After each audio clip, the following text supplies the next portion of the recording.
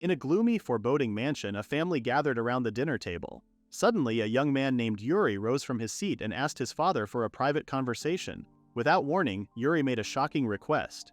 He asked to be banished from the household. His father and the rest of the family were stunned, while his brother burst into laughter, reminding Yuri of their prestigious lineage. The Lugsouths were among the most renowned noble families in the nation, directly tied to the royal bloodline.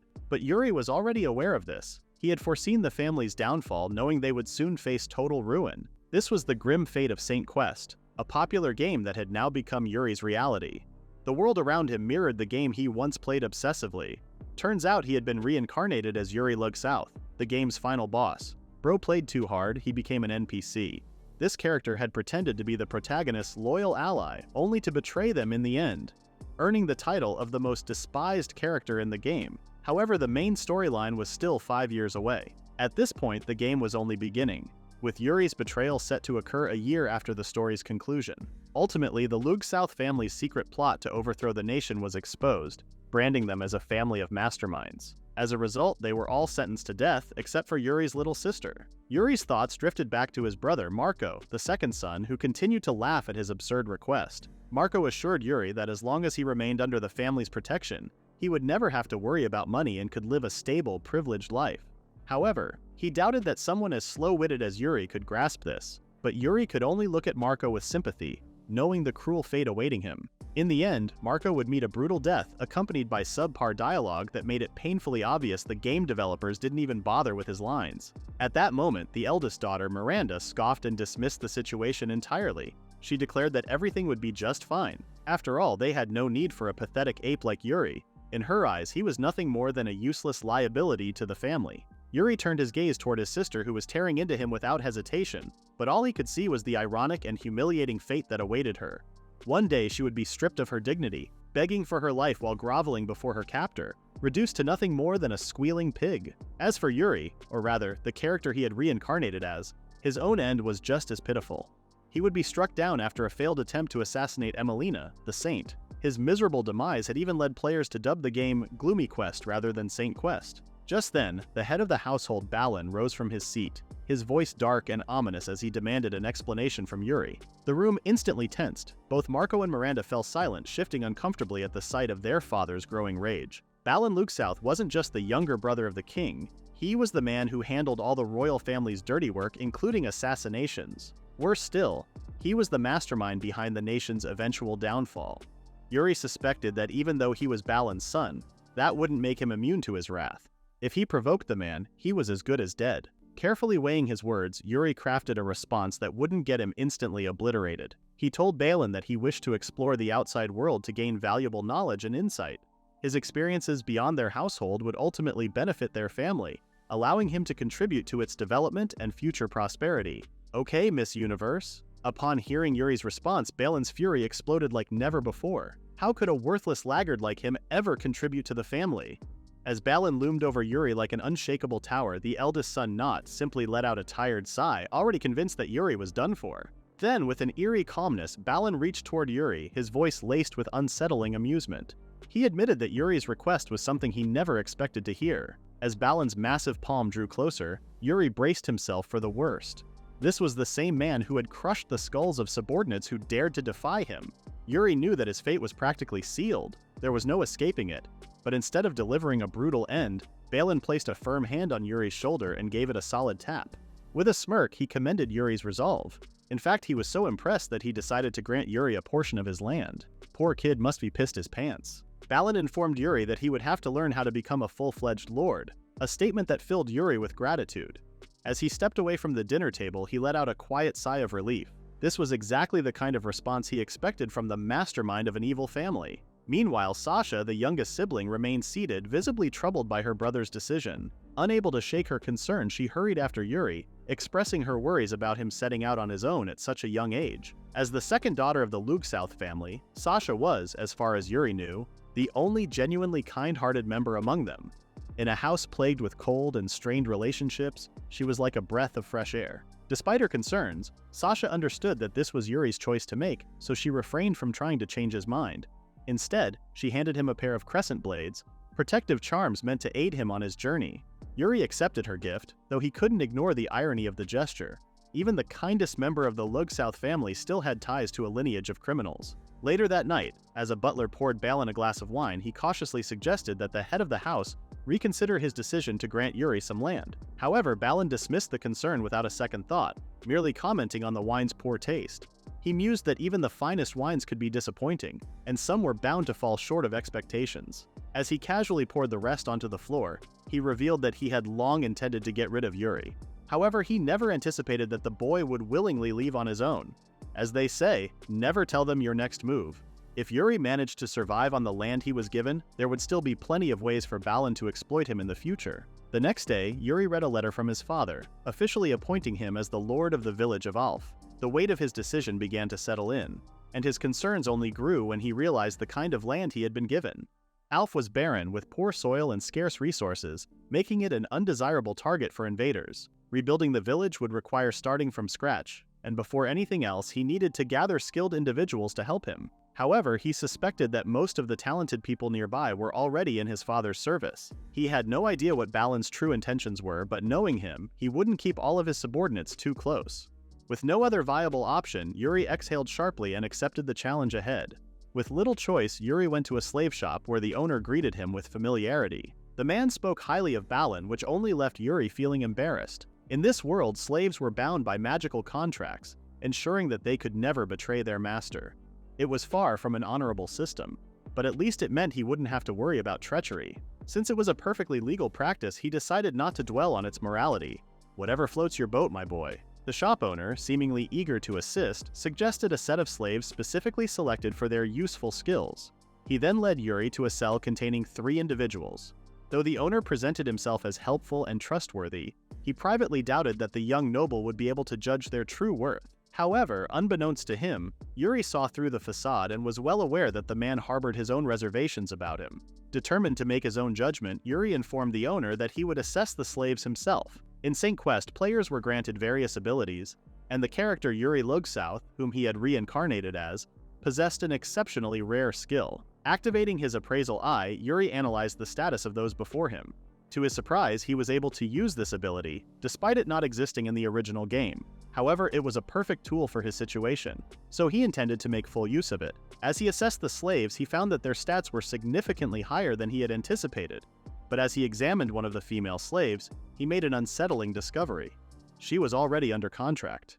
Digging deeper, he realized that all 3 slaves belonged to Balin. A wave of shock washed over Yuri as he grasped the implications. His father had anticipated this move, securing contracts with the very slaves Yuri might have purchased. That meant they could already be working as informants for Balin at this very moment. Any hope of gaining loyal subordinates was crushed. It wasn't unexpected, given that Balin was the leader of a family of schemers, but it was still frustrating. Yuri also suspected that the slave shop owner was secretly aligned with his father. The man maintained a pleasant smile as he asked if any of the slaves interested Yuri, but instead of answering, Yuri slammed his palm against the counter. He declared that none of them met his standards before excusing himself, leaving the owner in shock. As Yuri walked away, the man couldn't help but wonder if the third son had figured out the rigged scheme Balin had orchestrated. Wandering through the bustling streets, Yuri mulled over his predicament. He was in a tight spot, struggling to find anyone who wasn't under his father's influence. His options were dwindling.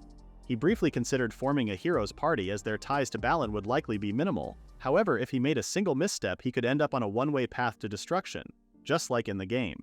Shaking his head, he realized that plan wasn't foolproof either. He needed people completely unconnected to both Balin and the hero's party, but such individuals would be nearly impossible to find. Just as frustration settled in, a thought struck him.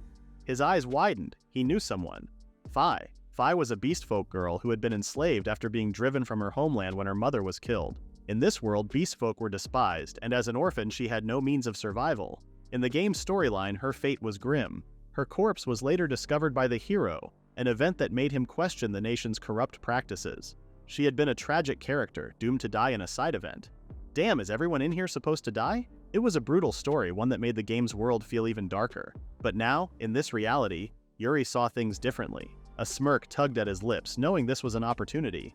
Fi was a rare recruit with no ties to either the hero's party or his family. If he could find her before fate took its course, she would be the perfect addition to his ranks. But first, he had to track her down. As Yuri wandered through the village, he overheard a group of men discussing a beastfolk hunt taking place nearby. Elsewhere, 2 men were in the middle of subduing a beastfolk girl, tying her up to prevent her escape. She struggled fiercely, but her strength was no match for her captors. One of them remarked that she was attractive, while the other dismissed her as worthless due to her race. With disgust, he claimed that beastfolk were nothing more than filthy subhuman creatures appealing only to depraved individuals. Hearing this, the first man reluctantly agreed, his interest quickly fading. Dude got cockblocked real good. Desperate to break free, the beastfolk girl suddenly bit the man restraining her. Enraged, he retaliated by viciously stomping on her, justifying his brutality by claiming she might carry diseases. His companion, equally irritated, urged him to finish up and sell her. However, before they could take things any further, Yuri stepped forward, addressing the girl by name. The men, now furious at the interference, turned to confront him, demanding to know who he was. Unbothered, Yuri noted the irony of finding exactly who he was looking for so quickly. A rare stroke of luck in his otherwise frustrating day. One of the men suddenly recognized Yuri as the 3rd son of the Lugsouth family. However, instead of reacting with fear or respect, they burst into laughter. His reputation preceded him, as he was known as nothing more than a failure. Emboldened by their low opinion of him, the 2 men made a reckless decision. Seeing an opportunity, they charged at Yuri, planning to capture him and demand a hefty ransom. Despite their confidence, Yuri remained composed. He knew that his character's strength lay in deceiving others into underestimating him. Realizing he had no choice, he sighed inwardly before activating his unique stealth skill. As the attackers lunged, he moved swiftly, slipping into their blind spots and effortlessly disarming them. The men initially believed they had caught him, until they realized their weapons had vanished. Before they could react, Yuri pressed his crescent blades against their necks, sending a chilling wave of fear through them. His stealth skill was a combat technique designed to target an opponent's vulnerabilities with precise, deadly accuracy. Ironically, it was the very skill that had given him the most trouble during the final boss fight in the game. Now the tables had turned. The men, trembling, finally understood that Yuri was far from the failure they had mocked. One of them, now desperate, pleaded for mercy. Yuri granted it under one condition: they were to leave Fi alone. With that, the 2 men wasted no time, scrambling to escape. With the men gone, Fi finally allowed herself to breathe, turning to Yuri with gratitude. She shuddered at the thought of what could have happened if he hadn't stepped in. Yuri listened to her speak, quietly observing her demeanor. Something about her made him think she might be a good person. To be sure, he activated his appraisal eye, scanning her status. The results confirmed what he had hoped for. Fi had no existing contract. A satisfied smile formed on his lips. She had no ties to the hero's party or his father. Just as he had predicted, she was one of the few individuals in this town he could safely recruit. Without warning, Yuri firmly placed a hand on Fi's shoulder, his grip confident. He informed her that in exchange for rescuing her, he had a favor to ask. His words caught her off guard, and confusion flickered across her face as he explained that he had been searching for someone like her. However, Fi's mind jumped to the worst possible conclusion. Panic took over as she recoiled, horrified by the implication. Was he one of those depraved humans with a twisted interest in beastfolk? Her body trembled at the thought. After all, a hole is a hole, right? Unfazed by her reaction, Yuri quickly clarified his intentions. He had only one demand: to get her properly cleaned up.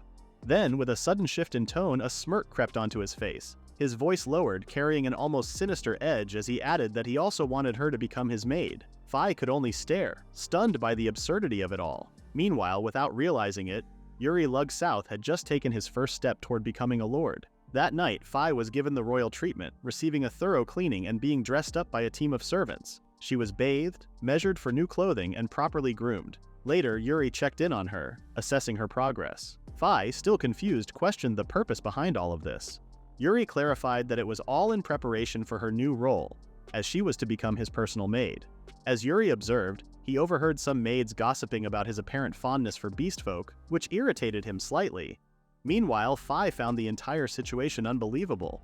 She remarked that the Lugsouth family was truly incredible for hiring someone as insignificant as her.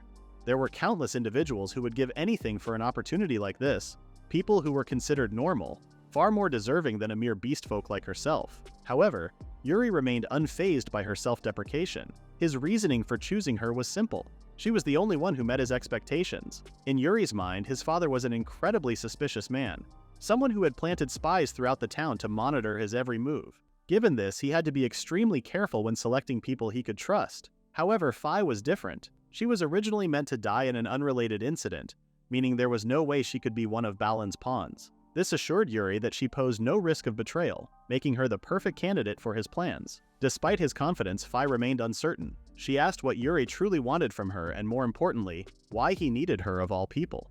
Memories of years of mistreatment suddenly flashed through her mind. No one had ever stood up for her.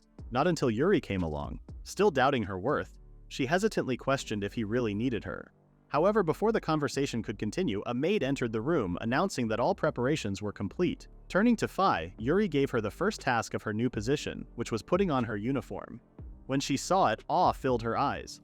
The uniform was crafted specifically for her, tailored with precision and care. 10 minutes later, she returned, now fully dressed in her maid outfit. Of course, we have to give a moment for the melons. Yuri inquired whether she liked it, and to his surprise, Fi was overjoyed. Overcome with emotion, she hugged him, expressing her deep gratitude for his kindness. However, as she remained in his embrace, a sudden silence fell between them. Sensing a shift in her demeanor, Yuri asked if something was wrong. In that moment, Fi's mind wandered to the horrors beastfolk often endured. How people took advantage of them, treating them as mere objects to use for pleasure. Yet standing here now, she couldn't help but feel that Yuri was different. Once Fi was fully dressed, Yuri announced that it was time to take care of business. She questioned his intentions, but he simply responded with a sinister grin, implying that it was something he couldn't openly discuss. The next day, Yuri led Fi to a dilapidated mansion tucked away in the slums of the village. Standing in the shadows, he assessed the location, convinced that his father wouldn't know about this place due to its isolation. As he became lost in thought, Fi was consumed by her own growing anxiety. The state of the mansion, along with scattered objects she interpreted as clues, made her suspect that Yuri had sinister motives. Perhaps he was one of those depraved nobles who preyed on beastfolk. Their thoughts were interrupted by the sound of approaching footsteps. Instinctively, Yuri became defensive. Moments later, two young boys, ragged and malnourished, stepped into the dim light, claiming the mansion as their territory. Yuri remained unimpressed, quickly realizing that the place had become a refuge for homeless children. Without hesitation, he informed them that he had business to discuss and ordered them to leave. One of the boys, the older of the two, refused to comply. He dismissed Yuri as nothing more than a spoiled noble and made it clear that he wouldn't take orders from him. Meanwhile, the younger boy, sensing the tension, nervously tried to defuse the situation. Apologizing on behalf of his brother, he explained that they hadn't eaten in 2 days, which had made him irritable. Growing impatient, Yuri issued a warning. If they refused to leave, he would personally see to it that they were removed by any means necessary. He didn't care how, but he would make it happen. Fi, witnessing this, felt her unease intensify. In her eyes, Yuri wasn't just cruel to beastfolk. He also treated orphans as if they were disposable. The older boy, despite his fear, defiantly stood his ground. He declared that no matter what Yuri did, he would find a way to win against him. Then, 10 minutes later, Yuri returned with a bundle of freshly bought meat skewers from the butcher. Without a word, he handed them over to the boys, offering the food in exchange for their departure. Desperate and starving, they eagerly accepted. Fi, puzzled by the unexpected gesture, questioned his reasoning. Yuri, however, didn't provide an explanation. Instead, he simply instructed the boys to keep watch over the mansion while he spoke with Fi.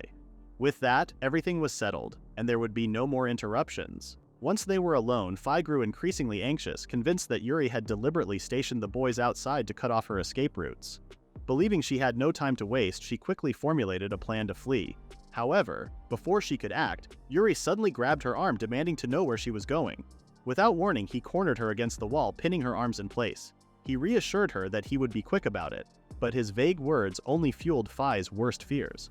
A cold sweat ran down her back as her mind raced with explicit scenarios, convinced that Yuri intended to do something indecent to her. At this point, she felt there was no way out. Resigned to her fate, she reluctantly asked him to at least be gentle. In response, Yuri simply adjusted his hair, casually assuring her that he wouldn't hurt her. Bracing herself for what was about to happen, Fi prepared for the worst. However, rather than anything inappropriate, Yuri activated his appraisal ability, analyzing her hidden potential. As expected, her stats were low, but he was surprised to find that she possessed agility and a dagger skill. This made her a suitable candidate for an assassin. The only question now was whether she could be trusted not to betray him. After finishing his assessment, Yuri nonchalantly informed her that they were done. Fi was bewildered. Nothing lewd had happened. When she voiced her confusion, Yuri was just as puzzled, questioning what exactly had been going through her mind. Embarrassed, Fi called him an idiot, while Yuri, unimpressed, warned her to watch her mouth. Sis lost her shot. Later, at a weapon shop in a distant city, Fi finally learned the real reason behind Yuri's actions. He had merely been assessing her latent abilities. This left her questioning why he had chosen such an eerie, abandoned mansion for the task, instead of doing it in the comfort of his home. Yuri then explained that his appraisal ability was his secret weapon, and if his father ever discovered it, it would cause trouble. Using it recklessly in the mansion was out of the question. Fi, growing curious, asked if he and his father were on bad terms. Without hesitation, Yuri confirmed it. As they browsed the shop, Yuri examined a well-crafted dagger, deciding that it was a good fit. He handed it to Fi, informing her that when he had appraised her, he had seen that she had a dagger skill.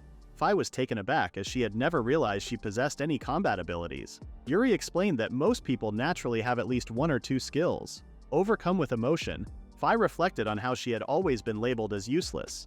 Yet now, for the first time, she felt like she had something of value. This realization warmed her heart. Excited, she eagerly raised the dagger, swinging it through the air in an attempt to showcase her so-called skills. However, her efforts were met with little reaction as Yuri paid her no mind and instead focused on paying for the weapon. On their way back home, Fi clutched the dagger close to her chest, vowing to treasure it. Unmoved, Yuri reminded her not to get too attached as it was merely a disposable tool. Upon their return to the village, the young boy from the abandoned mansion approached them, enthusiastically calling Yuri, "Meet Big Bro." Recognizing the child as the brat from earlier, Yuri was unimpressed. The boy, unbothered, fired back that Yuri was a brat himself. "Touché, boy." The ragged boy then passed along a message. Someone was looking for Yuri. When asked who it was, the boy revealed that it was Lady Emelina, the saint. The revelation left Fi in shock. Lady Emelina was a highly regarded figure associated with the church. She wielded holy magic and would eventually join the hero's party. However, Yuri, possessing knowledge of the original storyline, recognized her as a dangerous individual, one who would ultimately be responsible for his death. Doubt crept in, and he asked the boy if he was certain about the identity of the person searching for him. The boy, however, insisted that there was no mistake. This development troubled Yuri deeply. In the original plot, he had never interacted with Emelina. If she or any other hero party members became involved with him now, it could mean that the storyline was beginning to follow its destined course. And if that were the case, his fate would be sealed. He realized that if he wanted to survive, he needed to avoid the main character of the original game at all costs. If he were to be recruited into the hero's party, it would mean his ultimate downfall. Lost in thought, he mumbled to himself, contemplating his next move. The boy watching him remarked that he was acting strangely. Yuri was pulled back to reality when Fi suddenly spoke, expressing her excitement. To her, the fact that someone as important as Lady Emelina was seeking him out was proof that her master was extraordinary. However, Yuri had no interest in basking in the attention. Without wasting another second, he abruptly declared that they needed to leave immediately, leaving Fi utterly confused. Elsewhere, people gathered eagerly in the streets, hoping to catch a glimpse of Saint Emelina. As expected, she was as popular as ever. With her beauty and charm, it was only natural that the crowd was enamored by her presence. Among them, a man enthusiastically waved, requesting a handshake. Initially reserved, Emelina eventually relented, indulging the people's requests. She shook hands, exchanged pleasantries, and performed small gestures to satisfy their admiration. However, amidst the growing spectacle, one of Emelina's assistants quietly reminded her to stay focused on their main objective, finding Yuri. If she continued to linger, nightfall would arrive before she even realized it. Irritated by the interruption, Emelina sharply reminded her assistant that as servants of the church, it was also their duty to fulfill the wishes of the people. Better not mess with this diva's airtime. Addressing the crowd, Emelina then announced that she had heard of a boy named Yuri from the Lugsouth family, a young noble who had recently rescued a beast girl from a group of hooligans. At that moment, her assistant recalled a similar event from Emelina's past, when she had personally intervened to save illegally imprisoned slaves. At the mention of this, Emelina's expression darkened, and she swiftly snapped at her assistant, emphasizing that Yuri was still just a child, not an adult. As she spoke, a soft smile crossed her lips at the thought of the noble third son. She began to entertain the possibility that he was one of the prophesied figures destined to vanquish evil, one who had received divine guidance, much like the saint, the hero, or the great sage. Convinced of this idea, she declared that as the saintess, she had decided to make Yuri her partner. Her assistant, having witnessed her impulsive tendencies before, could already foresee where this was heading. It was clear that Saint Emelina was about to act recklessly once again. Elsewhere, Yuri expressed his gratitude to the little boy for the valuable tip about the saint. The boy dismissed the thanks, reminding Yuri that he was simply returning the favor after being treated to meat earlier. However, with a nervous tone, the boy then proposed a deal. He would continue providing useful information if Yuri promised to keep supplying him with plenty of meat in the future. Yuri found it amusing how easily the boy had become obsessed with meat but wasted no time in breaking the bad news. He informed the boy that there would be no more meat from him moving forward. The boy immediately reacted with distress, panicking as he begged to know if he had done something wrong. Desperate to make amends, he even offered to apologize in any way necessary, going as far as to say he would lick Yuri's shoes if needed. Unsettled by the dramatic display, Yuri simply told him to stop. Collapsing to his knees in despair, the boy pleaded not to be abandoned, revealing that everyone in the slums was on the brink of starvation. Until Yuri had come along, they had never eaten properly. Seeing Yuri remain silent, Fi urged him to at least respond. Without hesitation, Yuri then revealed that he planned to leave town the next day, making it impossible for him to continue feeding the boy. Fi was caught off guard by this sudden announcement and questioned him, but Yuri offered no explanation, merely instructing her to come with him. The situation was becoming unpredictable. His father's actions were uncertain, and on top of that, the saint was now searching for him. Without another word, Yuri turned away from Fi and the boy, stating that he had no time to waste feeding a bunch of hungry brats. The boy was left stunned by his apparent cruelty, while Fi couldn't help but feel bad for him.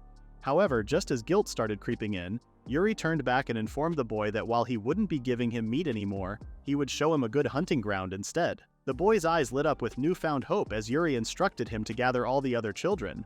Wasting no time, the boy sprinted off to summon the rest of the homeless kids in the area. Watching this, Fi was taken aback, especially since Yuri had just insisted that he was in a hurry. Yuri merely explained that it would be troublesome if the children ended up resenting him for abandoning them completely. Later, Yuri led the group of kids into a secluded forest. It was an ideal location, hidden away and filled with low-level monsters, perfect for even inexperienced children to hunt successfully. The boy was surprised, admitting he had never known such a place existed. Without hesitation, Yuri instructed them to start gathering food for their dinner. Excitement surged through the children, and in an instant they scattered, eager to catch something edible. As they gradually managed to take down some creatures, Yuri observed with satisfaction, pleased that they were quickly getting the hang of it. At that moment, Fi approached him and asked if she could join in on the hunt. Yuri nodded, and with excitement she dashed deeper into the forest. Watching her go, Yuri thought to himself that at the very least, none of the children would be starving anytime soon. Now, if he could just avoid Saint Emelina, everything would proceed according to his plan. However, to his shock, an unfamiliar voice suddenly spoke. A mysterious girl approached, casually commenting on how lively the place seemed. Stepping into the light, she curiously asked if there was some sort of event happening. Yuri's body froze in place as he recognized the figure standing before him. It was none other than Saint Emelina. Panic gripped him as he frantically wondered how she had managed to find him. With an unsettling smile, Emelina inquired whether he was Yuri Lugsouth. Yuri, still trembling from shock, realized that she had already caught up with him. If things continued like this, she might ask him to join her party, just as the events in the game dictated. Desperate to avoid that fate, he decided to play dumb, feigning ignorance and claiming he had no idea who Yuri Lugsouth was. For a moment, Emelina appeared concerned, wondering if she had approached the wrong person. Determined to confirm her suspicions, she immediately got to work, questioning every boy in the forest, asking if any of them were Yuri. Watching her methodically interrogate each one, Yuri's anxiety spiked. If she intended to go through every male in the area, it was only a matter of time before she found him. Knowing this, he realized he needed to leave before she uncovered the truth. Just as he was about to slip away, Emelina suddenly turned to him and asked what they were doing in the forest. With a sigh, Yuri explained that he had shown the kids a good hunting ground, ensuring they wouldn't go hungry anymore. Orphans, after all, had little chance of making a living in town. Emelina was momentarily taken aback by his words. Meanwhile, Yuri seized the opportunity to excuse himself, claiming he was busy and needed to leave. However, before he could step away, Emelina suddenly grasped his hand, knelt before him, and declared that he was truly admirable. She showered him with praise, stating that aside from Yuri Lugsouth, a noble and kind gentleman like him was also helping impoverished children. Yuri could only stand there awkwardly as she clung to his hand, utterly confused by her dramatic reaction. Quickly regaining his composure, Yuri pulled his hand away, insisting once again that he had to leave. Just as it seemed like he had successfully evaded trouble, Fi suddenly called out to him, unintentionally revealing his identity to Emelina. She excitedly ran toward him, proudly displaying a giant rabbit she had caught. Before Emelina could fully process what she had just heard, Yuri wasted no time. Without hesitation, he scooped Fi into his arms and bolted. As he sprinted away, he hastily tried to cover up the slip, insisting that Fi had not addressed him as Master Yuri. Glancing back at the saint, he noticed her expression had shifted. She looked more serious and solemn than ever.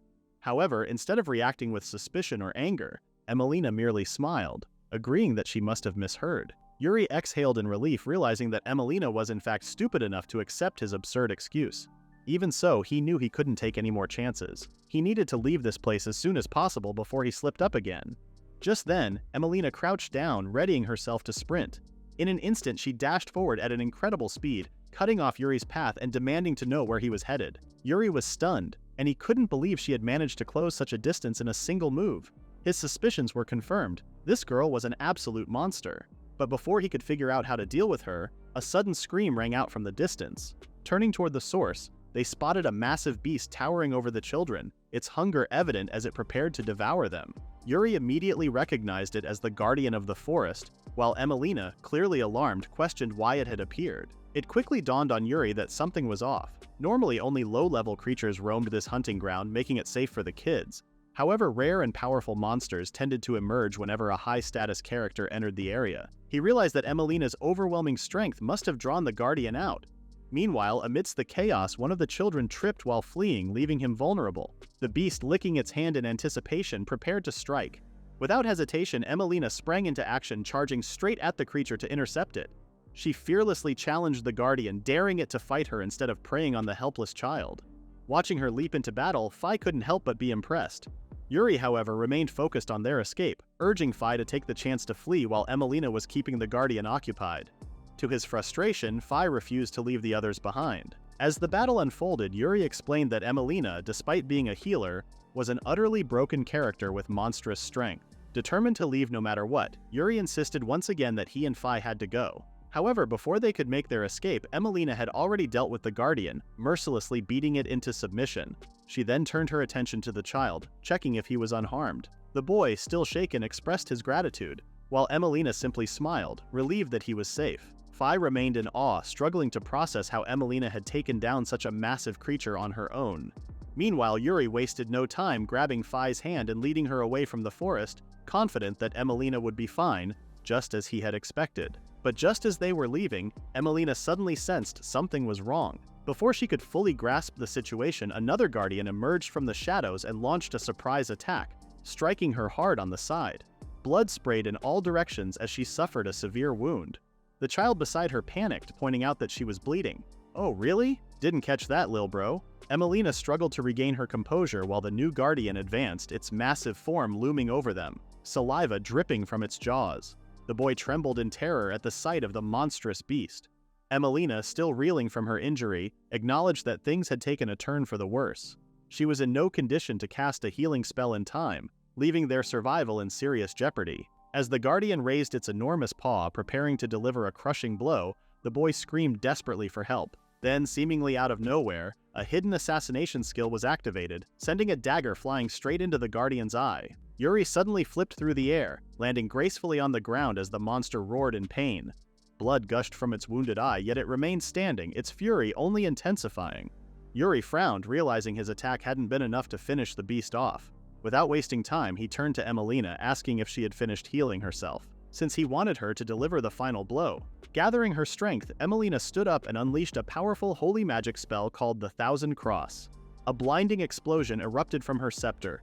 Racing toward the guardian with overwhelming force, Emelina's magic struck with an overwhelming force, completely obliterating the guardian within seconds. The sheer power behind her spell left nothing behind, as if the creature had never existed. As the dust settled, she stood tall, her presence commanding and unwavering. The children and Fi remained frozen in place, their expressions a mixture of awe and disbelief. Even Yuri, despite his prior knowledge of Emelina's terrifying abilities, found himself momentarily stunned. He had always been aware of her immense power, but witnessing it firsthand was a completely different experience. There was no doubt about it. This woman was terrifying. With the battle over, Emelina turned her attention to Yuri, approaching him with an air of confidence. She acknowledged his assistance, offering her gratitude. However, Yuri dismissed her words without much thought, acting as though his involvement had been insignificant. His priority was to leave the area as soon as possible, distancing himself from any further trouble. Just as he was about to turn away, Emelina abruptly grabbed his wrist, stopping him in his tracks. She assured him that it didn't matter whether or not he was Yuri Lugsouth. She was perfectly fine with it. The words caused an immediate reaction in Yuri, his body tensing as he processed her statement. A deep sense of unease settled in his chest, his mind already racing ahead to predict what was coming next. As he had feared, Emelina soon revealed her true intention. She had been searching for someone to join the hero's party, and it had become clear that she had set her sights on him. The realization sent a wave of dread through Yuri, his instincts screaming at him to escape. Accepting such an offer would only lead to disaster. Then, in an act that caught even himself off guard, Yuri did something completely out of line. He placed his hand directly on Emelina's melons, grabbing it without warning.